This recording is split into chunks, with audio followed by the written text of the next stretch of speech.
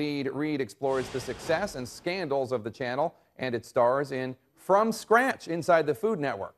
Earlier, I spoke with the author, Alan Salkin.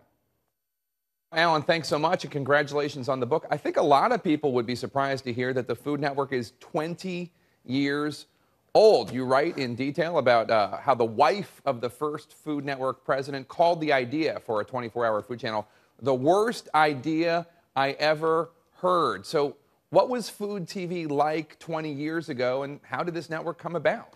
Well, it's funny because the first president of Food Network who you're talking about is Reese Schonfeld, who was actually also the first president of CNN.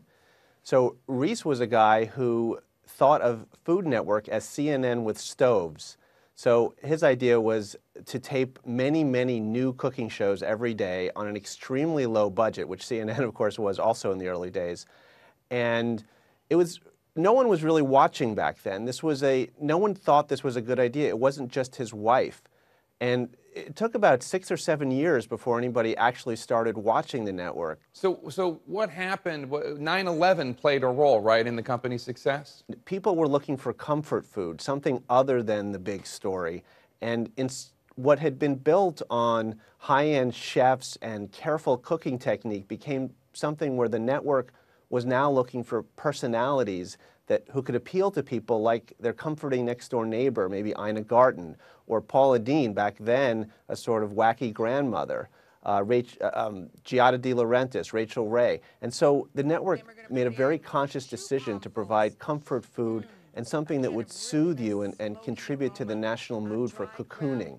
Now let's talk about Paula Deen, who you just discussed. You wrote about the first scandal of hers when it was revealed she was hiding her diabetes, and then she signed a deal to shill for a diabetes drug. And then, of course, there's the scandal of using the N-word, admitting that she used it, that ended her deal with the Food Network. Why did they support her during the diabetes episode, but not now? Well, because she was still under contract then, and they weren't actually supporting her. A lot of journalists, myself included, because I was working on the book then, were getting calls from the head of public relations at the network, Erica Slavin, who was getting consulted by a crisis management guy. And what they were telling reporters was, we had nothing to do with this as a network. This was a surprise to us. She's greedy, and we don't like it.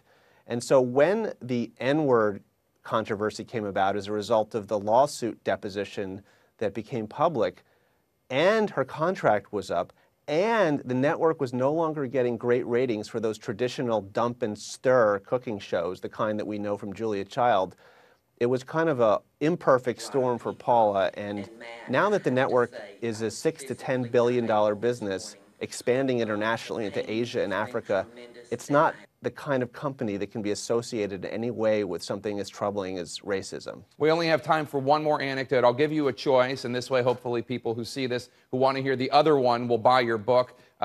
Rachel Ray almost burning down a set, or Bobby Flay having to reinvent himself? Tell us whichever one you prefer. Oh, well, Bobby is the ultimate New York kid survivor who, if you ask him what college he went to, he'll say UCLA, the University of the corner of Lexington Avenue. Bobby has managed to survive for 20 years at this network, and nobody else has, by quietly and coldly figuring out who's in charge, what they want, and how we can deliver it. Ever since I wrote the book, I've started saying to myself at times, what would Bobby Flay do in this situation?